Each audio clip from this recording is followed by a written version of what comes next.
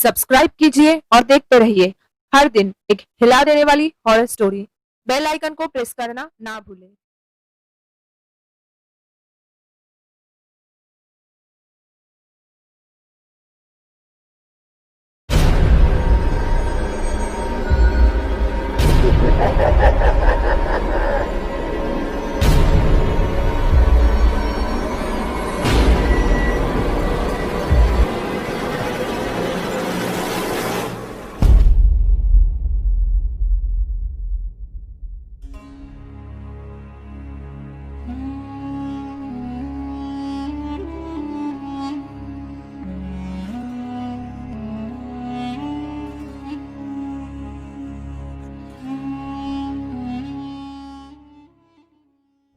Hello दोस्तों, welcome to the new episode of वो क्या है। तमाम वीडियो अपडेट्स के लिए हमारे चैनल को सब्सक्राइब करके बेल नोटिफिकेशन को ऑन कर दे। तो आइए सुनते हैं आज किसी के ज़िंदगी पर बीती एक सच्ची और नाकाबिले यकीन कहानी। ये कहानी है फातिमा की, जो कि बांग्लादेश के पोड़ादिया गांव में रहती थी। फातिमा का निकाह हुआ था उनके ही पड़ोस में रहने वाले जुनैद के साथ। शादी के कुछ महीने बाद अचानक ही एक दिन फातिमा की बाएं आंख में बहुत जलन शुरू हो जाती है। सबने सोचा कि शायद आंख में ऐसा वैसा कुछ चला गया होगा, इसलिए फातिमा को उनके गांव के एक हकीम के पास भी ले गए थे उनके शौहर। हकीम ने कुछ दवा वगैरह भी दी, लेकिन उससे कुछ भी फायदा ना हुआ। जैसे ही दिन गुजर रहे थे, ये परेशानी और भी बढ़ती चली जा रही थी। उसके बाद फातिमा को उनके ही इलाके के एक डॉक्टर साहब के पास भी ले जाया गया। डॉक्टर ने भी बहुत अच्छे तरीके से जांच करके फातिमा की इलाज करने की कोशिश किया, लेकिन फातिमा की बाएं आंख में जो जलन हो रही थी उसे ठीक करने में डॉक्टर साहब भी नाकामयाब हो गए। आखिरकार फातिमा का इलाज करने के लिए उसे शहर के एक बड़े से हॉस्पिटल में ले गए थे उनके घर वाले। वहाँ के डॉक्टरों ने फातिमा के आंखों के लिए कुछ टेस्ट्स वगैरह भी करवाया, लेकिन जब टेस्ट रिपोर्ट्स आया तब उन लोगों ने फातिमा के घर वालों से साफ साफ कह दिया, आप लोगों ने बड़ी देर कर दी है आने में। उसकी बाएं आंख पूरी तरह से खराब हो चुकी है।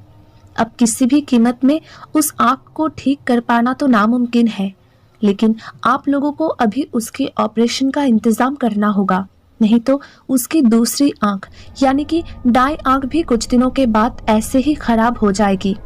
इसीलिए हमें उसका ऑपरेशन करना होगा ताकि कम से कम उसकी दाएं आंख सलामत रहे। ये सुनने के बाद फातिमा के घर वालों ने भी ऑपरेशन के लिए मंजूरी दे दी।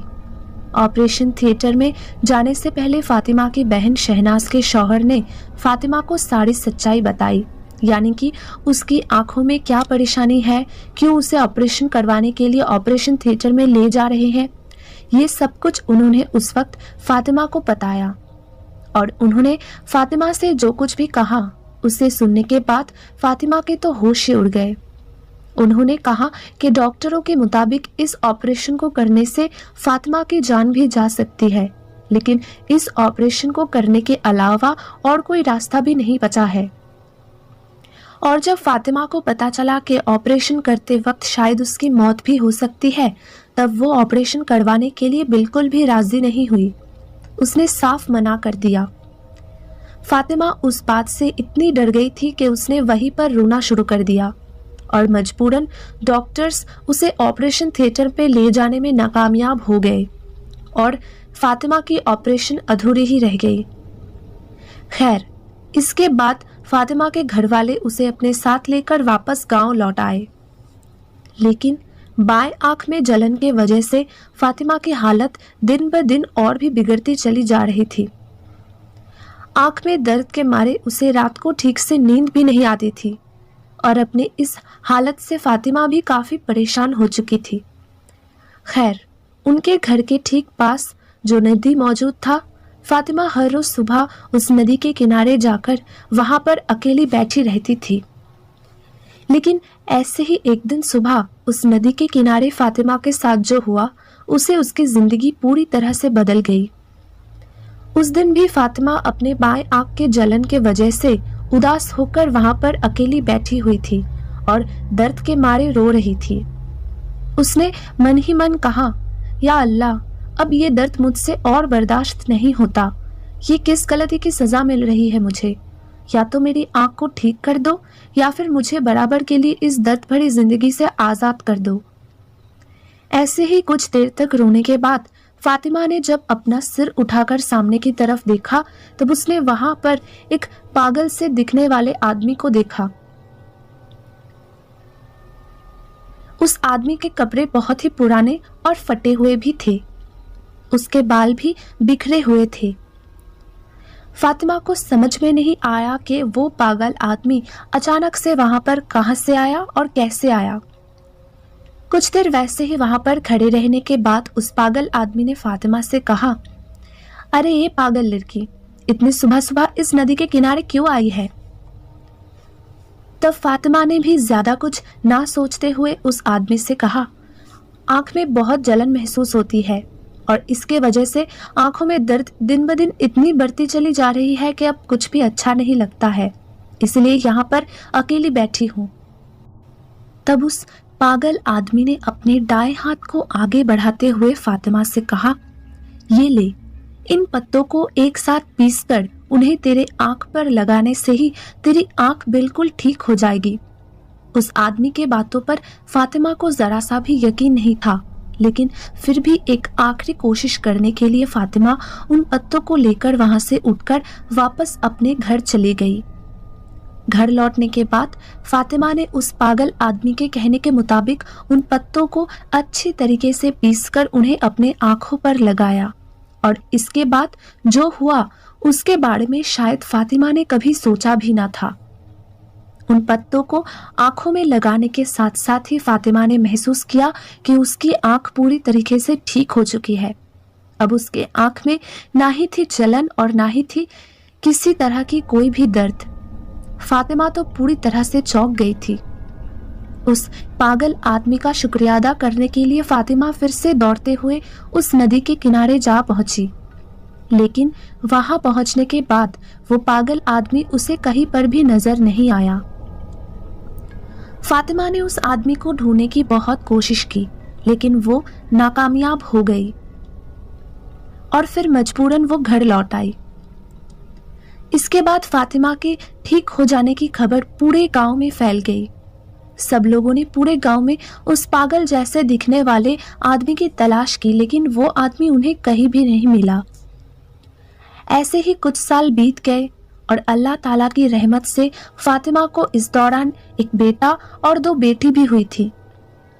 लेकिन जब फातिमा की छोटी बेटी सायरा की उम्र लगभग 6 या फिर 7 महीने था, तब उसके साथ हुआ एक और दिल दहला देने वाला हादसा। फातिमा के शौहर जुनैद गांव में इधर उधर घूमकर चूड़ियां और लड़कियों की जरूरतमंद चीजें बेचता था, जो कि उसका पेशा भी था। उनके घर में एक बहुत ही बड़ा सा इमली का दरख्त मौजूद था और सारे मुश्किलात की जड़ वही था। फातिमा के घर पर मौजूद वो इमली का दरख्त कितना पुराना था ये किसी को भी मालूम नहीं था और उसी दरख्त पर एक चुड़ैल का बसेरा था। हालांकि किसी ने भी उस चुड़ैल को अपने आंखों से तो नहीं देखा था, लेकिन जुनैद की अम्मी ने कई दफा उस चुड़ैल को अपनी आंखों से देखा था। कभी कभी जब देर रात को वॉशरूम जाने की जरूरत से जुनैद की अम्मी घर से बाहर की तरफ आते थे, तब उनको वो चुड़ैल उस इमली के दरख्त के सामने खड़ी नजर आती थी। वो चुड़ैल दिखने में बिल्कुल एक बुजुर्ग औरत की तरह ही थी, लेकिन उसकी शक्ल इतनी डरावनी थी कि कोई भी उसे देखकर अपना होश खो बैठेगा। हालांकि जुनैद की अम्मी काफी बहादुर थे, इसलिए इन सब चीजों को देखने के बाद भी उन्हें उस घर में रहने से डर नहीं लगता था। उस इमली के दरख्त में ही उस चुड़ैल का बसेरा था, लेकिन उस चुड़ैल ने कभी भी उस घर में रहने वाले किसी भी इंसान को कोई नुकसान नहीं पहुंचाया। लेकिन एक रोज जुनैद और उसका छोटा भाई जुबैर ने मिलकर उस इमली के दरख्त को काटने का फैसला किया, ताकि वो उस दरख्त को अच्छी कीमत में किसी और को बेच सके। हालांकि दर्द को काटने से पहले ही उन दोनों को अपना मनपसंद कस्टमर मिल भी गया था, जो कि उस वक्त उस दर्द को खरीदने के लिए और उसके लिए पूरी कीमत चुकाने के लिए राजी थे। जब जुनैद की अम्मी को इस बात का इल्म हुआ तब उन्होंने कई दफा उस दर्द को काटने से मना किया और दर्द के लिए जो पैसे उन्होंने उस आदमी से ली थी उसको भी वापस लौटा देने के लिए कहा। उन्होंने जुनैद को समझा बुझाने की बहुत कोशिश की, लेकिन उन दोनों ने अपनी अम्मी की एक ना सुनी। जिस दिन उस दरख्त को काटने का फैसला हुआ था उसके ठीक पिछली रात को जुनैद के अम्मी को एक बहुत ही अजीब सा ख्वाब आया। ख्वाब में उन्होंने देखा कि वो चुड़ैल उनसे कह रही है, तू अपने दोनों जवान बेटों से साफ साफ कह दे ताकि वो उस दरख्त को हाथ भी ना लगाए। तुझे तो पता ही है कि उस दरख्त पर मेरा बसेरा है। अगर इसके बाद भी उन्होंने उस दरख्त को काट डाला तो उसका अंजाम बहुत ही बुरा होगा। मैं तुम में से किसी को भी नहीं छोड़ूंगी। दूसरे दिन सुबह जब उस दरख्त को काटने के लिए कुछ लोग उनके घर आए तब जुनैद के अम्मी ने अपने दोनों बेटों को कई दफा समझाया ताकि वो उस दरख्त को हाथ भी न लगाए, लेकिन उससे भी वो दोनों बाज नहीं आए। मजबूरन जुनैद के अम्मी ने अपने दोनों बेटों को सारी सच्चाई बता दी, लेकिन तब तक बहुत देर भी हो चुकी थी, क्योंकि तब तक बाहर खड़े वो लोग उस दरख्त को पूरी तरह से काटकर अपने साथ ले जा चुके थे और फिर बाद में जहां पर वो दरख्त मौजूद था वहीं पर जुबैर ने अपने रिहाइश के लिए घर बनवाया। और फिर इसके बाद से ही शुरू हो गई अजीबोगरीब हादसे। एक रात की बात है जब घर के दूसरे लोग सो रहे थे और तब जुनैद की अम्मी वॉशरूम जाने की जरूरत से घर के बाहर की तरफ आए और बाहर आते ही उन्होंने जो देखा उसके लिए वो बिल्कुल भी तैयार नहीं थी। उन्होंने देखा कि वो चुड़ैल उनके ठीक सामने ही खड़ी है और उसे देखकर ऐसा लग रहा था कि मानो वो चुड़ैल वहां पर जुनैद के अम्मी का ही इंतजार कर रही थी। ठंडी हवा बह रही थी। चारों तरफ एक अजीब सा खौफनाक माहौल था। उस चुड़ैल को देखकर ही जुनैद की अम्मी को पता चल चुका था कि वो बहुत ही गुस्से में है। उस चुड़ैल ने जुनैद के अम्मी से कहा, मैंने उस दरख्त को काटने से मना किया था ना, फिर क्यों तेरे बेटों ने उसे काट डाला? अब मैं कहाँ रहूंगी? और ऐसे ही बात करते करते वो चुड़ैल खौफनाक तरीके से जुनैद के अम्मी की तरफ बढ़ने लगी और उसे आगे बढ़ते देख जुनैद के अम्मी को भी डर लगने लगता है। वो जी जान लगाकर वहां से भागकर अपने कमरे में लौट आई और उस रात को वो दोबारा अपने कमरे से बाहर आए ही नहीं। यहाँ तक कि उस रात को उनको ठीक से नींद भी नहीं आई और इसके बाद से लगातार एक के बाद एक अजीबोगरीब हादसे होनी शुरू हो गई। देर रात को कभी कभी उन लोगों को अपने कमरे के बाहर से किसी की जोरों से हंसने की आवाज सुनाई देती थी और वो आवाज इतनी खौफनाक थी कि उनकी हिम्मत ही नहीं होती थी कमरे से निकलकर देखने की कि आखिर बाहर है कौन। कभी कभी तो रात को उनके कमरे के छत से ऐसी डरावनी और दिल दहला देने वाली आवाजें आती थी कि मानो कोई उस छत पर दौड़ रहा हो या फिर पत्थर फेंक रहा हो, लेकिन बाहर निकलते ही उनको घर के आसपास या फिर छत पर कोई भी नजर नहीं आता था। उस दौरान जुनैद और फातिमा की छोटी बेटी सिर्फ 6 महीने की थी। इसके बाद एक रात की बात है।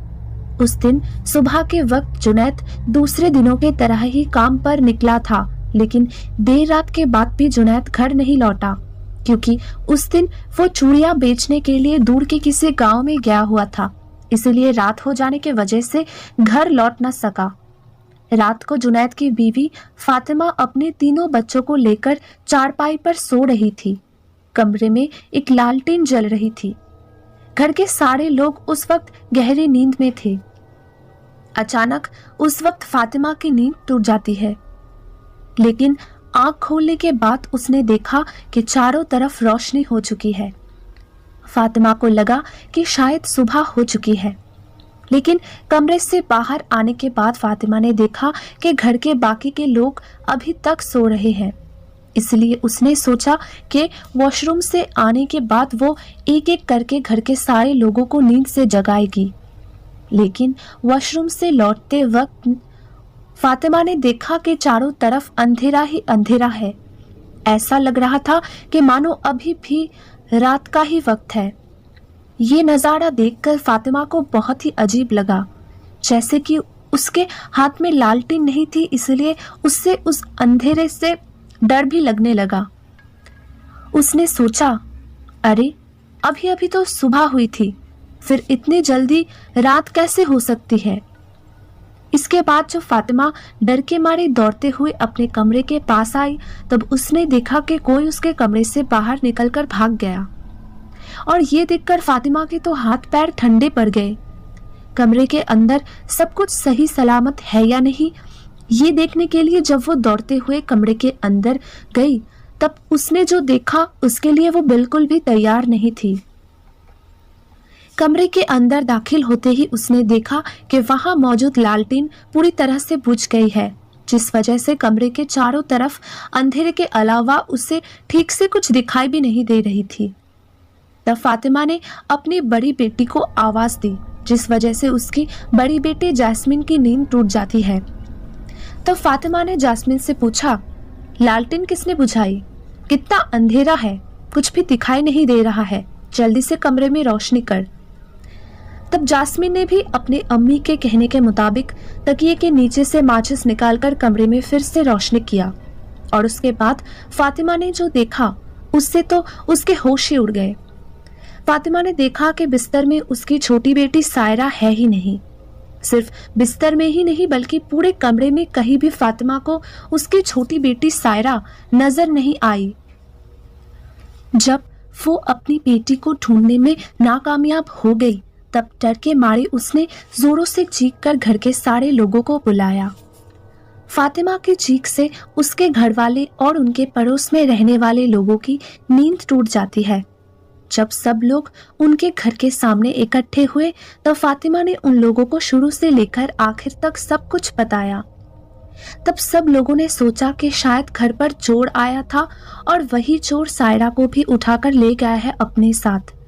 लेकिन बातों बातों में जब फातिमा की नजर दीवार पर लटकाई हुई घड़ी की तरफ गई, तब उसके तो होश ही उड़ गए। फातिमा ने देखा कि रात के तब सिर्फ 3 बज रहे थे। उस दौरान बारिश का मौसम था। तालाब, नदी, कुएं और आसपास के सारे गड्ढे पूरी तरह से भरे हुए थे बारिश के पानी की वजह से। जब उन लोगों को सायरा कहीं भी नजर नहीं आई, तब मजबूरन फातिमा के सास ने यानी कि जुनैद की अम्मी ने उन लोगों से कहा, तुम सब एक बार पास के तालाब या फिर कुएं में जाकर देखो, मुझे बहुत डर लग रहा है। क्योंकि जुनैद के अम्मी को न जाने क्यों ऐसा लग रहा था कि ये उस चुड़ैल का ही काम है, क्योंकि उसने जुनैद के अम्मी को धमकी दी थी कि उसके खानदान को वो तबाह कर देगी। और उनके कहने के मुताबिक वहां मौजूद सारे लोग उनके घर के आसपास मौजूद तालाब में गए ये पता लगाने के लिए कि आखिर सायरा उसके आसपास है भी या नहीं। और ऐसे ही आसपास के इलाकों में सायरा की तलाश करते करते सब लोगों ने जो देखा उसके लिए शायद वो तैयार ही नहीं थे। उन्होंने देखा कि उनके ही घर के पास मौजूद एक तालाब के पानी में तैर रही है सायरा की लाश। और ये नज़ारा देखने के बाद सब लोगों ने जल्दी से जाकर सायरा को वहां से उठा लाए। लेकिन तब तक सब कुछ पूरी तरह से खत्म हो चुका था। सायरा को वो लोग बचा नहीं सके। लेकिन ये कहानी यहीं पर खत्म नहीं होती है। सायरा के मौत के कुछ दिनों बाद अचानक फिर से एक रात को जुनैद की अम्मी ने एक डरावना सा ख्वाब देखा, जिसमें वो चुड़ैल उनसे कह रही थी, आज मैं बहुत खुश हूँ। और ये कहने के बाद वो चुड़ैल जोरों से हंस रही थी। तब जुनैद के अम्मी ने भी उस चुड़ैल से पूछा, क्या चाहिए तुझे, क्यों तूने हमारा इतना बड़ा नुकसान कर दिया। तब उस चुड़ैल ने भी हंसते हुए जुनैद के अम्मी से कहा, क्या तुझे इतना भी मालूम नहीं है, तुम लोगों ने मुझे यहाँ रहने नहीं दिया, तो मैं तुम लोगों को ऐसे कैसे छोड़ दूं। मेरे मना करने के बावजूद भी तुम सबने मिलकर उस दरख्त को काट डाला। एक एक करके तुम सबको मार डालूंगी मैं। ये कहने के बाद वो चुड़ैल फिर से हंसने लगी और ये डरावना ख्वाब देखकर जुनैद की अम्मी की उसी वक्त नींद टूट जाती है। लेकिन इस बार उन्होंने उस ख्वाब का जिक्र किसी से भी नहीं किया और यही थी उनकी सबसे बड़ी गलती। वो इमली का दरख्त ठीक जिस जगह पर मौजूद हुआ करता था, उसी जगह पर उस दरख्त को काटने के बाद जुनैद का छोटा भाई जुबैर ने अपना खुद के रिहाइश के लिए घर बनवाया था। एक रात की बात है जब जुबैर अपने बीवी और बेटे के साथ अपने कमरे में सो रहा था। अचानक से देर रात को उन लोगों ने महसूस किया कि उनका पूरा घर हिल रहा है, जिसके वजह से उन लोगों की नींद टूट जाती है। पहली दफा तो उन सबको लगता है कि ये जलजले के वजह से हो रही है, लेकिन नहीं। नींद से जाग जाने के बाद जुबैर और उसकी बीवी को अपना बेटा कहीं पर भी नजर नहीं आया। बहुत ढूंढने के बाद भी उन लोगों को वो छोटा बच्चा कहीं पर भी नहीं मिला। जैसा कि फातिमा और जुनैद की छोटी बेटी सायरा के साथ हुआ था, ठीक वैसा ही हादसा हुआ जुबैर और उसकी बीवी के साथ। लेकिन इस बार उन लोगों को अपने बेटे की लाश उनके घर के पास जिस जगह पर 3 सड़कों का मोड़ था, वहां से मिला। उस बच्चे को देखकर ऐसा लग रहा था कि मानो किसी ने उसका गला दबाकर उसे मार दिया है। और इस हादसे के बाद उनका घर पूरी तरह से वहां के लोगों की खौफ की वजह बन गई। इलाके के बाकी लोग जुनैद के घर के आसपास भी जाना मुनासिब नहीं समझते थे। और फिर बहुत कोशिशों के बाद एक दिन जुनैद की अम्मी ने उनके घर पर एक पहुंचे हुए इमाम साहब को लेकर आए। घर को चारों तरफ से देखने के बाद इमाम साहब ने उन लोगों से कहा, आपके पूरे खानदान को ये चुड़ैल तबाह कर देगी। इसके बाद जब जुनैद के अम्मी ने इमाम साहब से पूछा, क्या उस चुड़ैल से बचना नामुमकिन है? कोई तो तरीका होगा जिससे कि हमें उससे छुटकारा मिल सके। तब इमाम साहब ने भी उन लोगों से कहा, घर पर मिलाद का इंतजाम करना होगा और एक गाय की कुर्बानी भी देनी होगी। इमाम साहब के कहने के मुताबिक उन्होंने वो सब कुछ किया जिससे कि उन्हें उस चुड़ैल से छुटकारा मिल सके।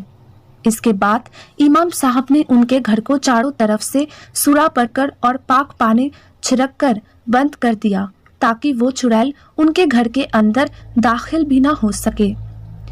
इसके बाद जुनैद और उसके घर वालों को उस चुड़ैल से छुटकारा मिला है या नहीं, ये तो पता नहीं है, लेकिन मुझे इतना जरूर पता है कि घर के चौखट के बाहर वो चुड़ैल उनका इंतजार जरूर कर रही होगी, ये सोचते हुए कि कब वो लोग उस घर से बाहर आएंगे और वो उनसे अपना बदला लेगी।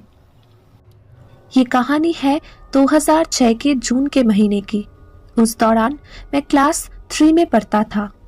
मेरे अब्बू तब काम के सिलसिले में बाहर रहते थे। मुझे अम्मी के पास लेटकर भूतों की कहानियां सुनते हुए सो जाना बहुत अच्छा लगता था। सिर्फ मैं ही नहीं, मेरे आपा को भी मेरी तरह ही अम्मी के पास सोकर भूतों की कहानियां सुनना बहुत अच्छा लगता था। ऐसे ही एक दिन मैं, अम्मी और आपा एक साथ सो रहे थे। अचानक रात को मेरी नींद टूट जाती है।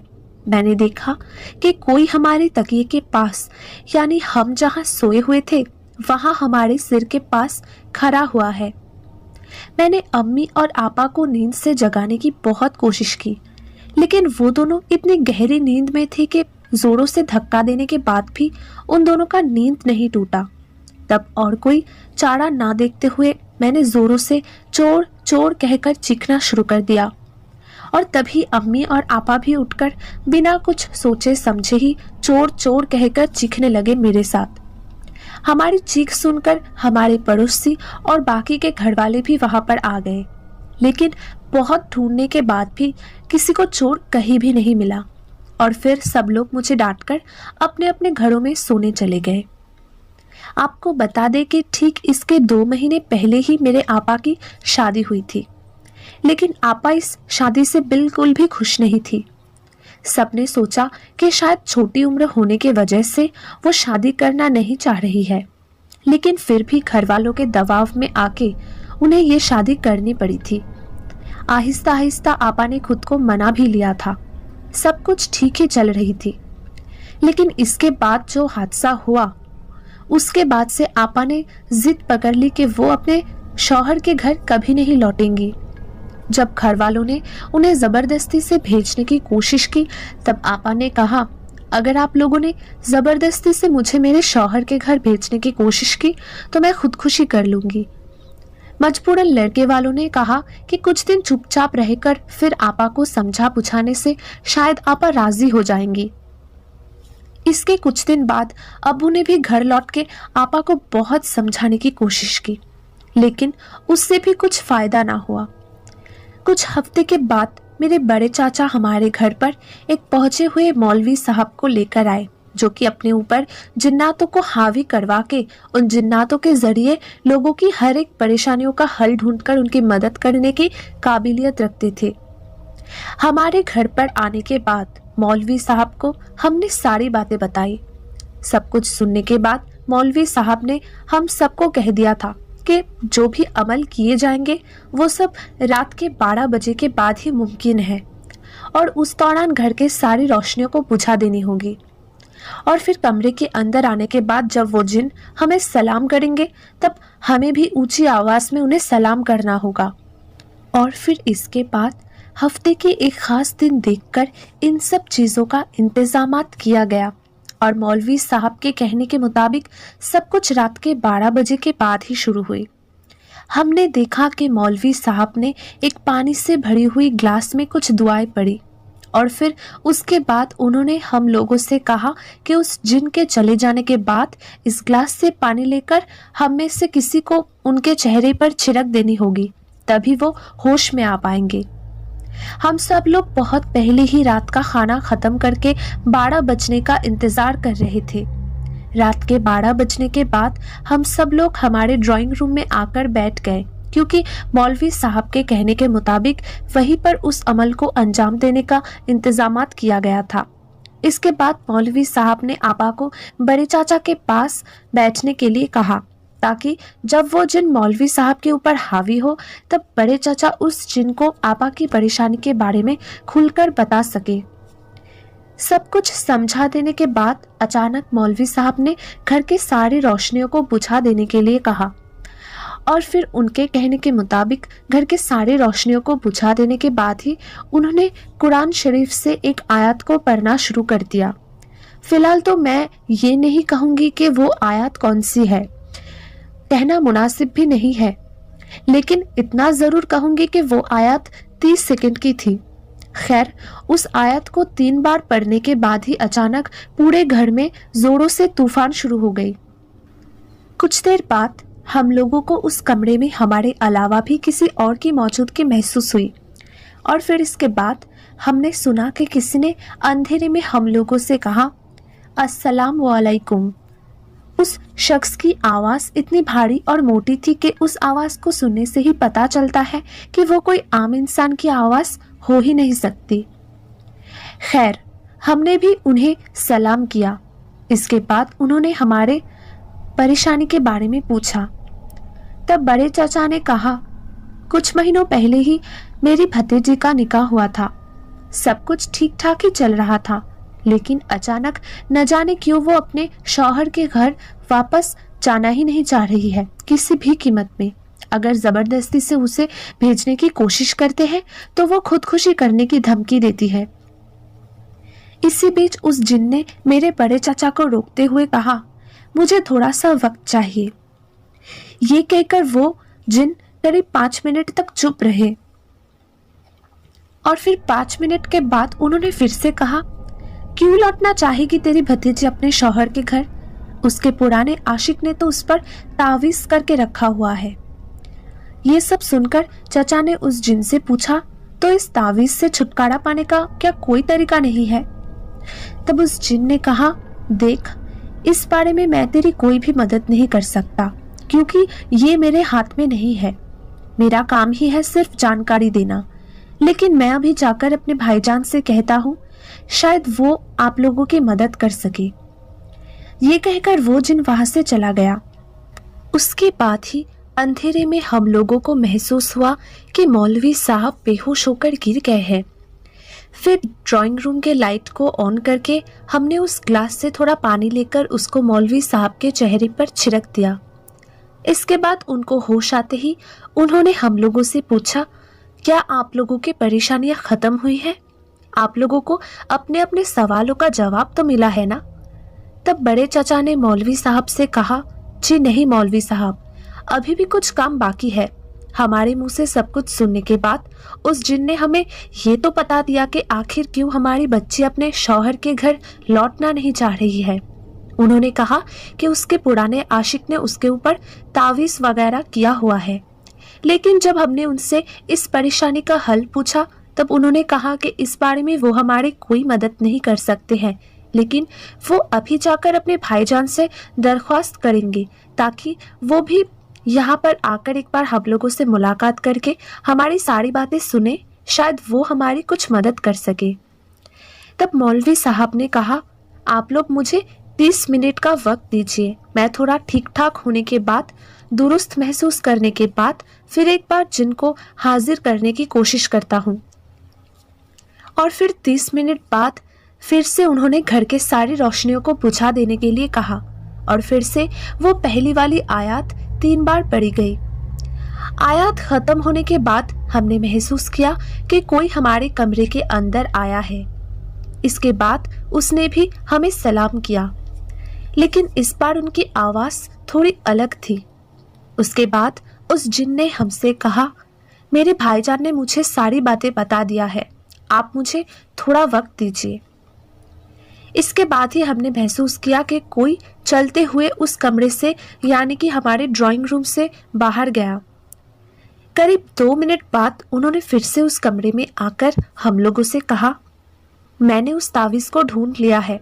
वो तावीज़ आपके भतीजे की तकिए के अंदर छुपाया गया है और ये काम एक बूढ़े जिन की मदद से किया गया है। उस तावीज़ को निकालने के बाद और किसी तरह की परेशानी नहीं होगी आप लोगों को।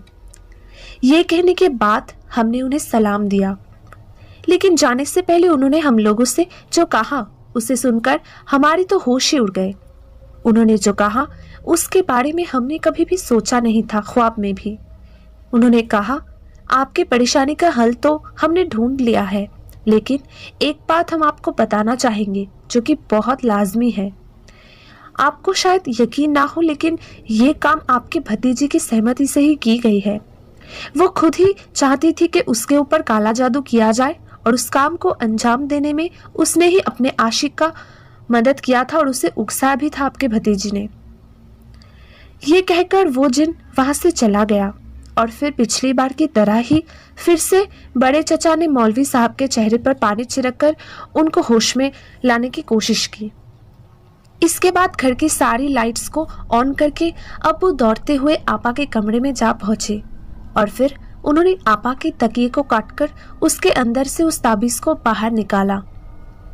अब्बू को उस ताबीज़ के अंदर से कुछ कागज के टुकड़े और कुछ कटे हुए बाल भी मिले। जब उन कटे हुए बालों के बारे में आपा से पूछा गया तब उनके मुंह से एक लफ्ज भी ना निकली और वो चुप रहे।